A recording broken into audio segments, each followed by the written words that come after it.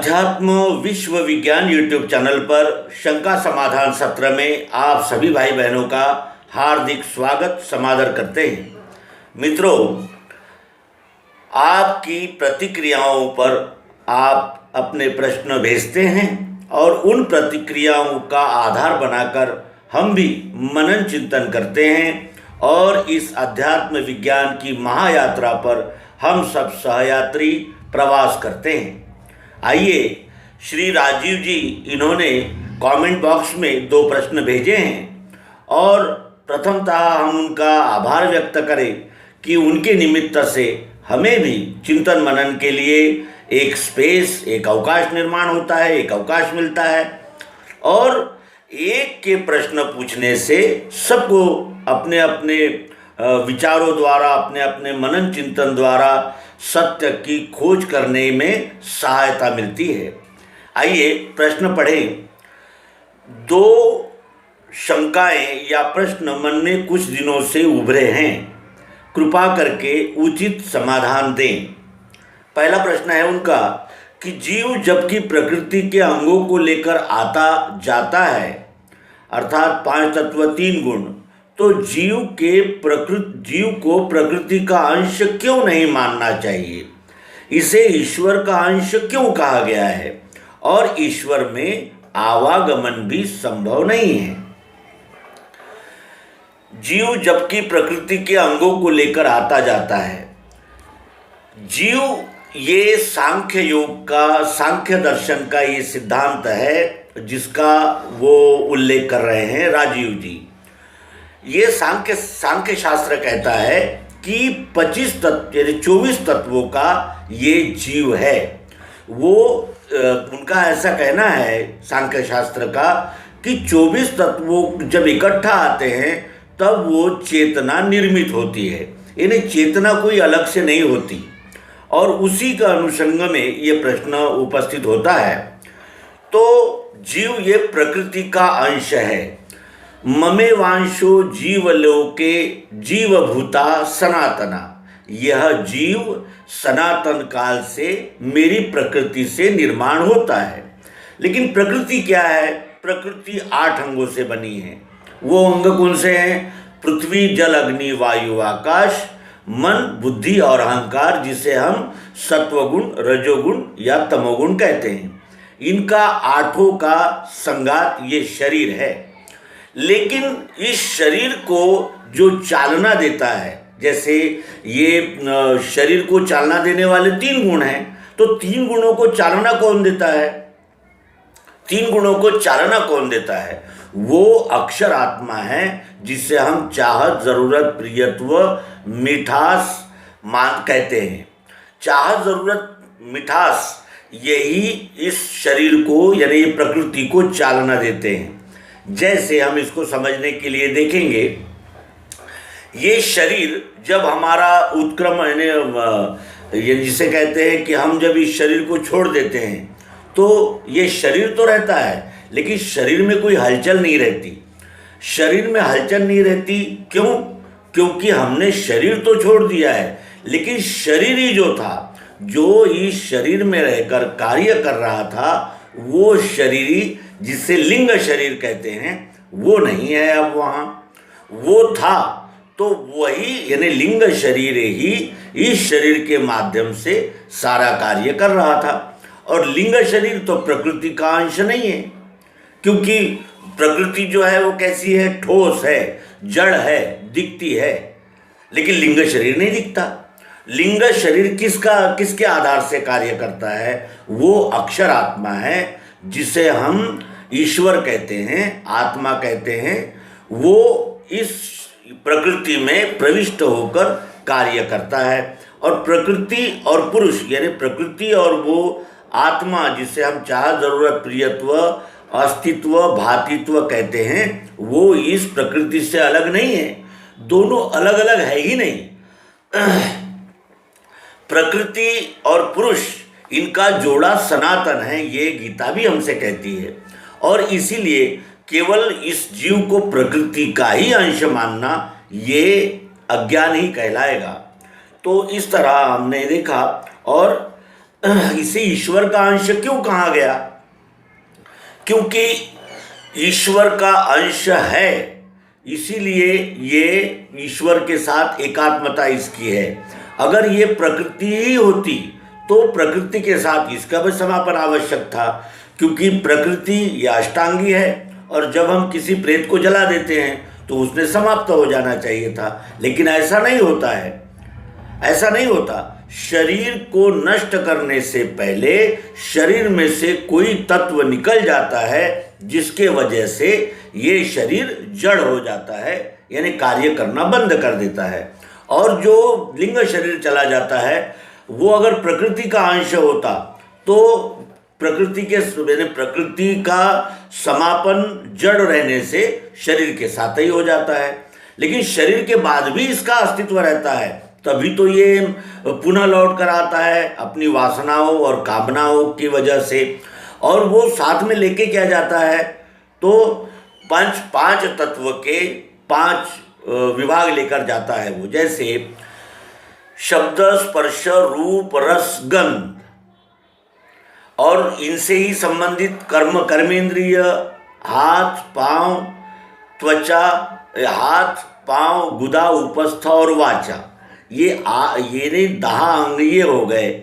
उसके बाद में 5 विषय आँख, कान, नाक, त्वचा, जीभ, ये इंद्रियां, इनसे प्राप्त होने वाले शब्द, स्पर्श, रूप, रस, गंध, और इनके जो विषय है वो ऐसे 15, यानी इंद्रियों के विषय और इंद्रियों की यानी प्रेरणा, ये 15 हो गए। और उसके साथ साथ मन, बुद्धि और अहंकार यानी मन, बुद्धि, ये 17 तत्व, 15 और 2 17 तत्वों के संस्कार लेकर जीव जाता है, यानी लेकर जाता है। ये कहने का आशय है कि ये 17 तत्वों में ही समाप्त नहीं होता, 17 तत्व लेकर ये अहंकार जाता है, और वो अहंकार जो व्यष्टि अहंकार है वही समष्टि अहंकार का अंग है।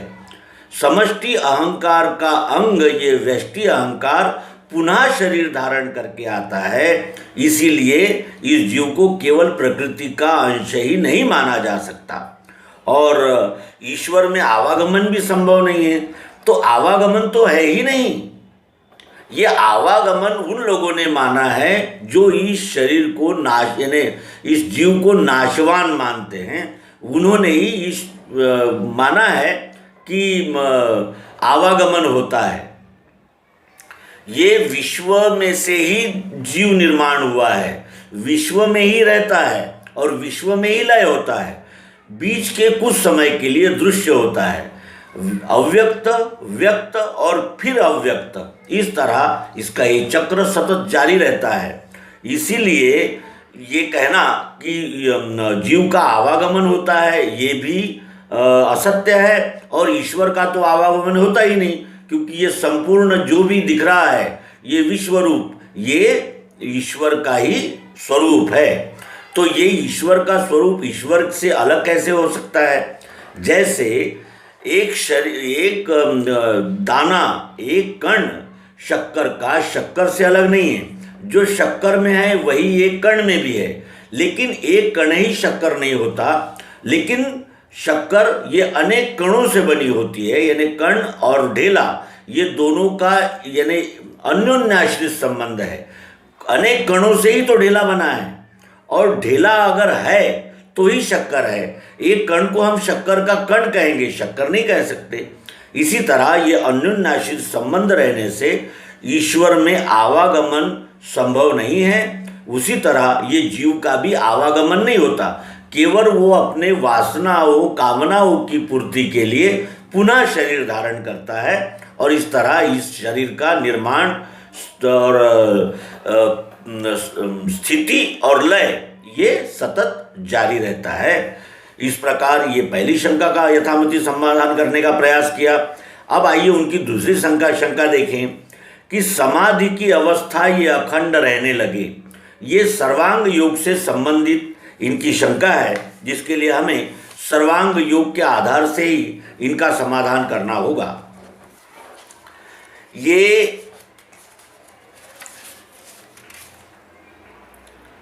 ये 7वें अध्याय का श्लोक है कि समाधि की अवस्था ये अखंड रहने लगे, अनन्यता मिली उसको, वेदों का सार भी मिला।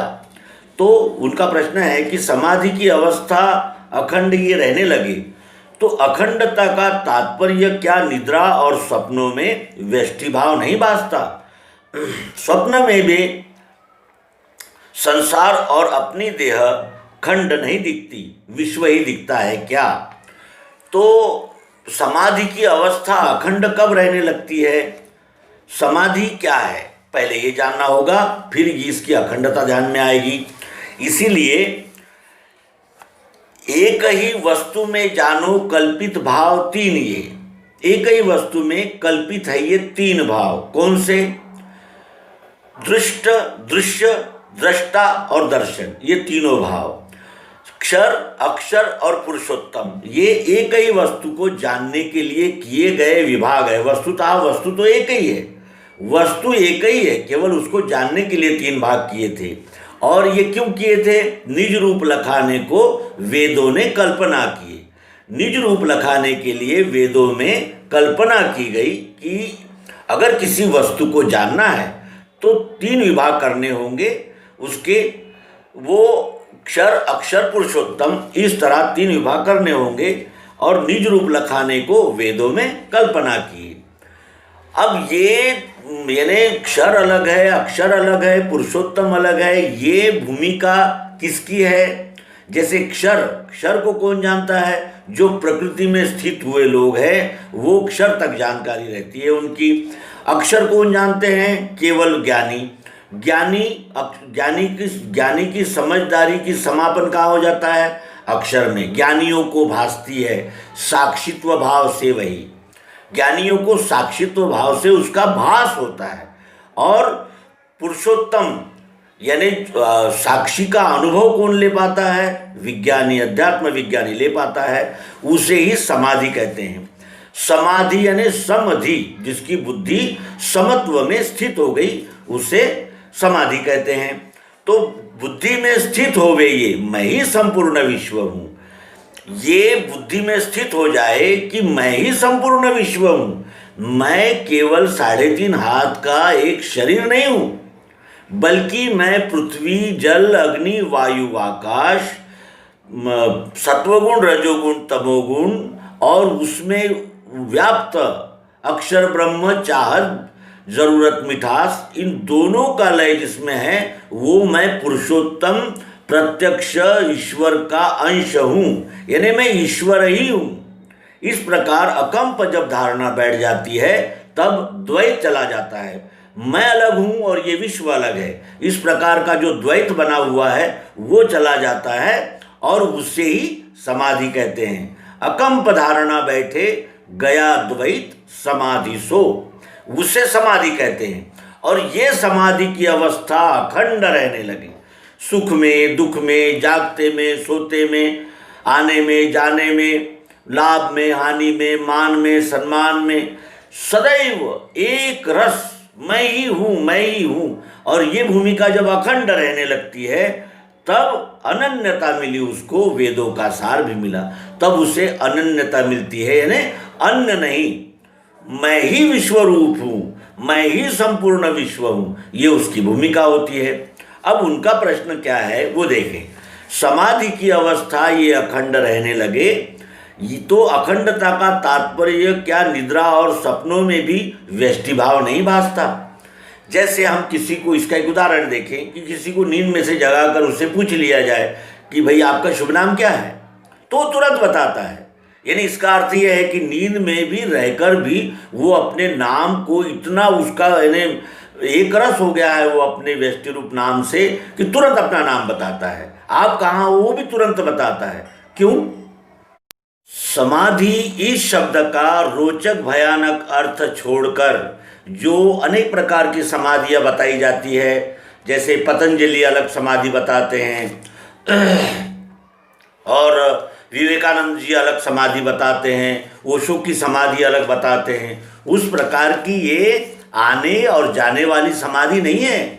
ये समाधि है स्थायी रूप से, जब बोध हो जाता है, जब इस बुद्धि को निश्चय हो जाता है कि मैं ही संपूर्ण विश्व हूँ, विश्व अलग है और मैं अलग हूँ, ऐसी जो दोलायमान द्वंद्व उसका समाप्त हो जाता है, उसे समाधि कहते हैं। और वो समाधि नींद में और सुषुप्ति में तो क्या, लेकिन जब हम इस शरीर को छोड़कर जाते हैं तब भी वो समाधि लगी रहती है। और फिर जैसे हमारा यानी अगला जन्म है वो भी इसी समाधिस्थ अवस्था में ही होता है।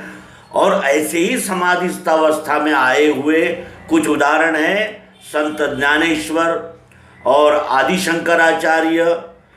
ये लोग कौन हैं? ये गत जन्म के ही समाधिस्थ हो चुके लोग हैं। संत ज्ञानेश्वर एक प्रसंग में कहते हैं हरिपाठ में कि मागिलिया जन्मी मुक्त जालो, मैं पिछले जन्म में ही मुक्त हो गया हूँ।